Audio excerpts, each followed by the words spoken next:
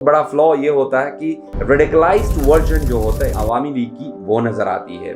जो तीसरा जो बड़ा पॉइंट होता है वो अपोजिशन जो होता है उसको कंप्लीटली नेग्लेक्ट कर देती है, इंप्रिजन कर देती है इवन।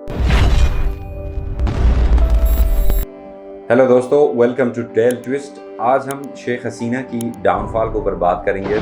दोस्तों, कहानी स्टार्ट होती है 1971 में। जिस तरीके से शेख मुजीब ने एजुटेशन स्टार्ट की, उसके बाद वेस्ट पाकिस्तान से ईस्ट पाकिस्तान अलग हो गया और नया मुल्क बन गया, तो उस वक्त भी दोस्तों यूथ का और स्टूडेंट्स की बहुत बड़ा अहम रोल रहा है। उसमें उनकी पार्टिसिपेशन, उनकी जो सपोर्ट थी, उसकी वजह से शेख मुजीब को एक कॉन्फिडेंस मिला। देन उसके बाद एक नया मुल्क बना। तो दोस्तों, शेख मुजीब की बेसिकली शेख हसीना जो है, जिसकी हम बात कर रहे हैं जिस टॉपिक पे, शेख मुजीब की बेटी है।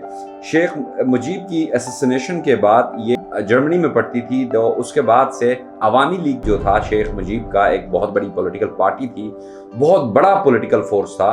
उसके बेसिस पे बेसिकली शेख हसीना को उसकी लीड के लिए वापस बुलाया जाता है और उसके बाद 1996 में पहली दफ़ा वो गवर्नमेंट में आ जाती है और उसके बाद से वो इसी तरह अवामी लीग की लीडर रह जाती है।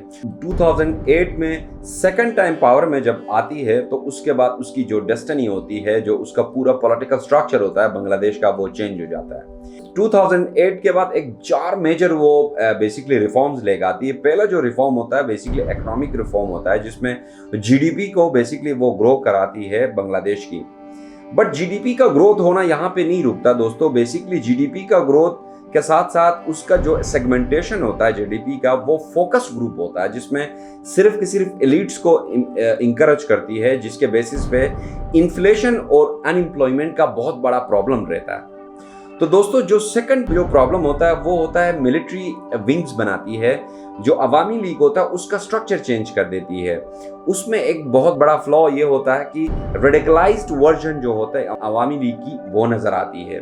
जो तीसरा जो बड़ा पॉइंट होता है वो अपोजिशन जो होता है उसको कंप्लीटली नेग्लेक्ट कर देती है, इंप्रिजन कर देती है इवन जो उनका पॉलिटिकल लीडर होता है। ये बहुत बड़ा फॉल्ट होता है। जो चौथा जो रीजन होता है वो मिलिट्री जो थी 26 टाइम्स मिलिट्री कू में आई थी और इसी तरीके से वो पॉलिटिक्स के अंदर बहुत बड़ा रोल उनका था बांग्लादेश का मिलिट्री का, उनको बैरक्स में भेज देती है। 4 रिफॉर्म्स के बाद अवामी लीग की पॉपुलैरिटी भी बढ़ती है और शेख हसीना की भी पॉपुलैरिटी बढ़ती है। 2018 तक तो उसकी पॉपुलैरिटी रहती है।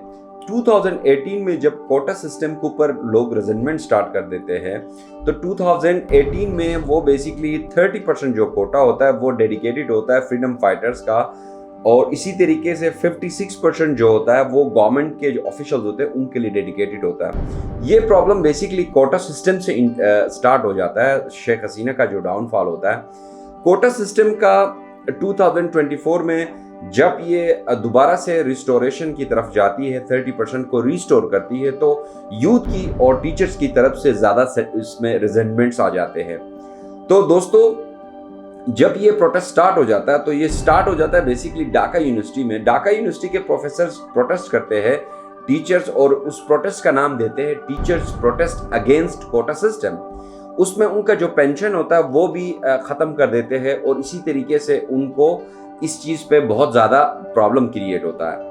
एक और भी इम्पोर्टेंट बात यह है कि शेख हसीना की जो डायनेस्टिक पॉलिटिक्स होती है वो भी यहाँ पे एग्रीगेट कर रही होती है। इस बेसिस पे भी लोगों को लगता है कि basically Sheikh Hasina one man show कर रही होती है पॉलिटिक्स के अंदर, जिसके बेसिस पे उसकी डाउनफॉल स्टार्ट हो जाती है। प्रोटेस्ट आगे बढ़ता जाता है।